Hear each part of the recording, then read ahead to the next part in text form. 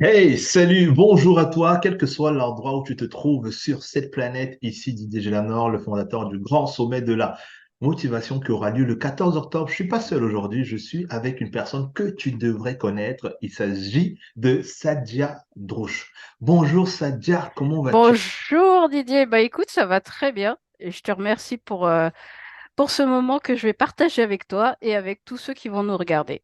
Ah oui, vous voyez, déjà dès le début, elle est dynamique, elle est motivée, elle est excitée par rapport à ce que nous allons partager ensemble là en quelques minutes. Sadia, tu vas intervenir lors du grand sommet de la motivation le 14 octobre à Paris. Euh, qu'est-ce que ça te fait déjà d'intervenir à cet événement? Eh ben, moi j'adore faire des conférences, donc déjà je suis toute excitée que ça arrive, je suis dans la préparation et je me projette déjà. Et surtout, moi j'adore la transmission et le partage et j'ai hâte, mais vraiment hâte de partager ma conférence avec tous les autres conférenciers aussi qui seront parmi nous. Et ça va être un moment extraordinaire. Ah, c'est sûr que ça va être un moment extraordinaire. Moi, j'adore, surtout quand tu dis que tu te prépares. La plupart des personnes, justement, à qui on fait l'interview disent qu'ils sont dans la préparation. C'est super parce que c'est sûr que pour qu'un événement soit beau, pour qu'un événement soit impactant, c'est sûr que le niveau de préparation est hyper important. Justement, Sadia, c'est quoi ton sujet? Tu vas nous parler de quoi pendant cet événement? De quoi vas-tu nous parler? Tu vas nous parler de Ah, maquillage? Tu vas nous parler de quoi? De la mode? De quoi tu vas nous parler pendant le grand sommet? eh bien, je vais vous parler de résilience. Alors, c'est un mot qui est assez entendu, mais on n'en connaît pas la signification réellement de la résilience. Et moi, je vois ça, la résilience, comme une transformation. Ce que je dis souvent, c'est transformer ce qui te plombe en or. Toute Hmm. ton expérience qui t'a maltraité, entre guillemets, qui t'a posé des difficultés, tu peux les transformer en quelque chose d'énorme, en une force qui va pouvoir t'aider à dépasser tes limites. Et j'ai découvert ça, bien sûr, en faisant des formations, mais surtout par rapport à mon expérience de vie, qui était très, très, très difficile. Et Justement, voilà. excuse-moi juste là, c'est-à-dire c'est bien beau ce que tu dis, la résilience, tu vas nous en parler et tout, mais t'es qui? T'es qui pour nous parler de résilience là? T'es qui pour nous parler de résilience? On te connaît pas, on t'a pas vu à la télé, on t'a pas vu. Imagine que quelqu'un réfléchisse comme ça là. Qu'est-ce que tu dis à cette personne-là? Est-ce que il faut avoir est-ce qu'il faut être passé à la télé? Est-ce qu'il faut faire le tour du monde comme Anthony Robbins? Qu'est-ce qui fait en sorte que tu sois tellement légitime? Parce que moi, je sais là que tu es légitime. Mais qu'est-ce qui fait en sorte que tu es complètement la meilleure personne? C'est-à-dire que l'une des meilleures personnes dans cette journée-là qui peut vraiment en parler. Est-ce que tu Eh pourrais, bien, s'il te plaît? bien sûr, par rapport à mon expérience de vie, tout d'abord, comme je dis, je suis née avec les mauvaises cartes. Je suis née avec une maladie orpheline de naissance à l'âge de 6 mois, avec une espérance de vie de 17 ans. J'en ai 42. C'est une maladie qui était, et, enfin qui est toujours d'ailleurs là, hein, qui est évolutive et qui m'a fait passer par, voilà, j'ai failli mourir plusieurs fois à cause de cette maladie. J'ai eu deux greffes rénales, 11 ans de dialyse. Je suis devenue malvoyante il y a 7 ans. Et tout ça dans un cadre aussi familial qui était très complexe avec un père qui était à la fois dur verbalement et physiquement. Et un tas d'aventures, moi j'appelle ça maintenant des aventures, que j'ai eues qui m'ont donné déjà à réfléchir sur moi, comme tu parlais faire le tour du monde, et ben moi j'appelle ça faire le tour du monde de son corps, de son expérience de vie. Et malgré en Très, fait très bien. toutes ces épreuves que j'ai eues, j'ai toujours rebondi ou en tout cas traversé et dépassé les difficultés. Hmm. Mais ça n'a pas été facile. C'est un chemin qui a été vraiment évolutif par rapport à ma façon de voir les choses, par rapport aussi à l'apprentissage où je me suis mise en position d'apprenant et non pas de victime de ma situation. Et grâce à ça, grâce à mon expérience de vie, moi je dis que ma maladie, mon expérience de vie est un cadeau. Certes, c'est mal emballé, mais c'est un cadeau. Hmm. Et, Ouais. et c'est grâce à Ouais. ça que je suis devenue aujourd'hui conférencière, coach, euh, et entrepreneur. Et je ne Ouais, pensais pas une seule seconde arriver à cette c'est évolution-là, alors que dingue, tout ce qui était autour c'est de moi dingue. me disait, bah, c'était pas possible. C'était pas possible, c'était pas Ah non, possible. C'est dingue. Justement, faut pas trop raconter non plus là. non, bien sûr. Il est te retenir un peu là. Donc c'est sûr que tu es légitime pour en parler. Tu es légitime pour en parler et frôler la mort plusieurs fois. Le fait qu'on te dise que ouais, tu verras pas tes 18 ans, tu as toujours été accroché. Moi, ça fait un moment que je te connais. T'es tellement inspirante là, Sadia. Euh, Moi, j'ai envie Merci. de poser la question là pour toutes les personnes qui nous écoutent là. Surtout, n'hésitez pas à nous dire ce que vous pensez dans les commentaires.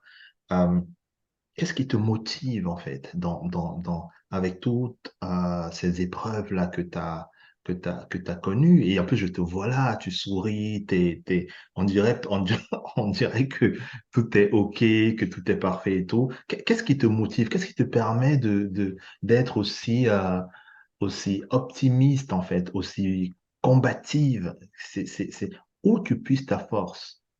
À l'intérieur de moi, parce que c'est ce que j'ai découvert en fait dans mon expérience de vie, c'est qu'on a tous et toutes cette possibilité de faire mentir quelque part euh, Le ce qu'on nous pronostic, accroche c'est ça, dans notre destin. le pronostic. Ouais, Ouais, le pronostic qui a été dit n'est absolument pas vrai. Moi, j'aime bien comme ça ouais, c'est très euh, beau, c'est très très beau. Je sais pas ce faire que vous en mentir les pensez aux auditeurs. diagnostics. Pardon? Non, je disais aux auditeurs, aux auditrices, je sais pas ce que vous en pensez, dites-le en commentaire, mais c'est très très beau ce que tu es en train de partager. Je t'en prie, continue, excuse-moi. Oui, et puis la détermination, je crois que c'est ce qui mène aussi au succès, quel que soit le succès, la réussite que l'on voit. Le fait d'avoir été déterminé d'atteindre ce que j'appelle ma ligne d'horizon, mon objectif d'horizon, qui est loin, hein, qui est éloigné, mais je m'en approche à chaque fois un peu plus. Cette détermination-là m'a permis de rien lâcher. Hmm. On y va. Tant qu'on peut, on y va. C'est ça, c'est ça. Et surtout, je trouve que tu gères ça bien parce que même souvent, quand on doit faire des coachings ou bien quand on doit se rencontrer, tu gères, oui, là, je suis fatigué ou là, c'est-à-dire, tu es tellement conscient de toi, tu prends soin de toi tout en te fixant les objectifs. Alors qu'il y en a qui vont être bloqués, tu vois, ils vont être bloqués, dire, Ouais. je n'en peux pas, j'en peux plus. Et alors que toi, dès qu'il y a un moment où ça va beaucoup mieux, ou bien une grande période où ça va beaucoup mieux, tu t'écoutes beaucoup et franchement, c'est assez inspirant. Une chose que les gens ne savent pas, je venais de dire tout à l'heure que tu es conférencière. Tu es Oui. conférencière, mais tu n'es pas une conférencière comme les autres, là. C'est quoi ta particularité? L'une de tes particularités, parce que tu en as plein, là. Oui, c'est ça. Le plus dur, c'est de choisir. Euh, alors, moi, je dis que voilà, le fait d'être malvoyante, c'est ma particularité parce que ça me coupe du jugement. J'ai complètement abandonné le jugement et donc ça me rend vraiment authentique dans tout ce que je dis, dans tout ce que je partage avec la motivation, la force, le sourire, comme tu dis, et l'énergie. Je ne vais pas me couper de tout ça parce que j'ai peur de quoi que ce soit, j'ai pas peur du jugement. Et je ressens beaucoup les retours, même si on ne me parle pas, je vais le ressentir. Et c'est ça qui est extraordinaire, c'est que derrière quelque chose qu'on n'a plus, eh bien, il y a autre chose qui se crée. Et Qui la se plupart du développe. temps, ce qui se crée, c'est beaucoup plus magnifique que ce qu'on a perdu finalement. Magnifique, magnifique, magnifique. Très, très beau. Moi, je te remercie pour ça, pour ce que tu partages. Et en même temps, c'est-à-dire, je me pose une question quand même, moi, j'imagine là que je devienne malvoyant là. Ouais. J'aurais l'impression que je sais pas là, qu'est-ce et en plus de décider de devenir conférencière, tu, toi, les freins, on dirait que tu les vois pas.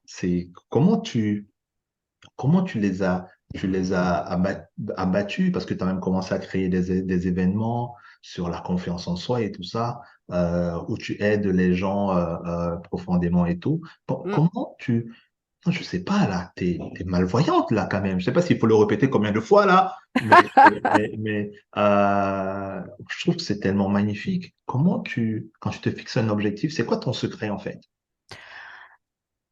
Mon secret, quand je me fixe un objectif, c'est vraiment comme tu disais tout à l'heure, je suis très à l'écoute. Alors, ça a été un long chemin, hein.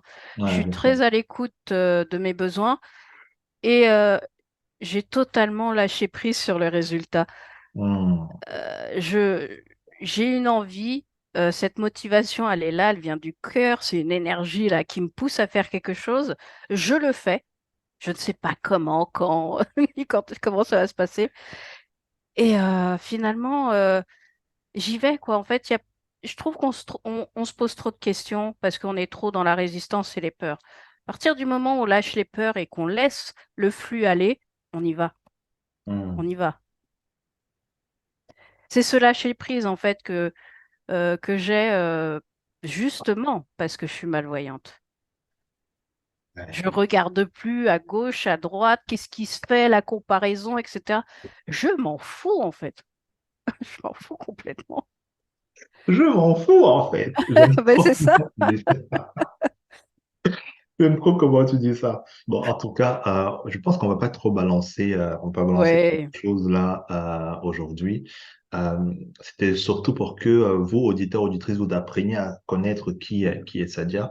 Il y aura d'autres interviews là, il y aura d'autres, bien plus, si vous voulez, de la viande, vous aurez vraiment beaucoup de trucs.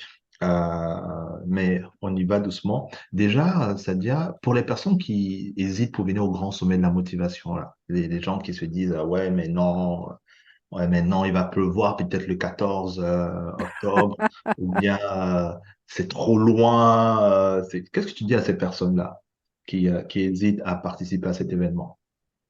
Il y a, d'une part, il y a énorme, enfin voilà, on est plein. Il y a moi, mais il y a d'autres conférenciers. Ça va vous parler à tous, toutes les catégories, ça va vous parler à toutes et à tous. Mais la seconde chose, c'est que, comme je dis, c'est le premier pas qui ouvre la voie. C'est ce premier pas qui semble le plus difficile qui libère.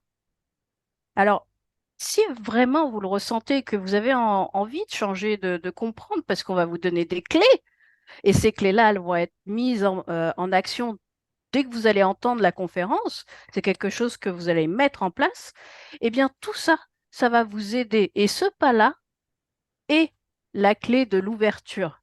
Après, le reste vous appartient.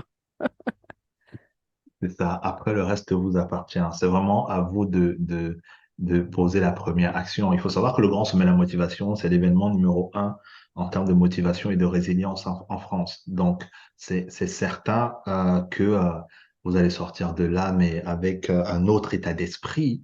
Mais surtout, il y a tellement de cadeaux qui sont prévus pour vous et vous allez rencontrer des personnes extraordinaires, mais surtout des personnes qui sont comme vous, en fait. C'est-à-dire que faut savoir que les intervenants que vous allez voir, ce sont les personnes qui, à un moment donné, étaient assis là où vous êtes, là où vous serez assis, mais qui ont décidé de travailler sur eux d'une certaine façon, qui ont décidé de croire en eux, en leur message, quel que soit ce que le destin, les pronostics, les statistiques disaient par rapport à eux. On parle là, ça dit moi, du grand sommet de la motivation, mais en réalité, on ne sait pas comment vous allez rentrer de cet événement. Parce Non. que ce que nous, on va donner, la préparation que je vois qu'ils sont en train de faire là, que nous sommes en train de faire, regardez là, il est devenu tellement grand que je nage à l'intérieur. On perd du poids là, tellement Ah préparé. oui, on transpire. Donc, réservez votre place. On a hâte de vous avoir. Et l'autre point, Sabia, c'est quoi le dernier mot que tu aimerais dire à ces personnes-là aux gens qui nous écoutent, que ce soit par rapport à leur projet, par rapport à leur vie ou Ben, justement, par rapport à leur vie ou leur projet, tous réunis sur ce que je vais dire, c'est au vu de mon expérience, j'ai bien compris qu'on n'avait qu'une seule vie. Et que si c'est pas maintenant que vous vous mettez en action pour réaliser vos rêves, vos objectifs, ou tout simplement avoir une vie, une belle vie, c'est rendez-vous compte que c'est pas demain, ni après-demain, ni dans un an que ça va se passer. C'est maintenant, en fait. C'est tout de suite qu'il faut agir pour changer, pour commencer à avoir un mindset différent, pour avoir des pensées positives. Moi, j'ai commencé en fait finalement toute ma vie, mais à partir du moment où j'ai décidé de me mettre en action, d'être ma propre chef, ma propre guidance personnelle, tout s'est ouvert. hmm, Mais j'ai pas attendu 3 ans. J'ai eu l'idée, je me suis mise en action tout de suite.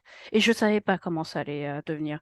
Et maintenant, je me dis, bah merci, merci à moi et à tous ceux qui m'ont accompagné. Mais c'est maintenant que ça se passe. Et Hmm. ça, on l'oublie quand on est en bonne santé. C'est ça, complètement.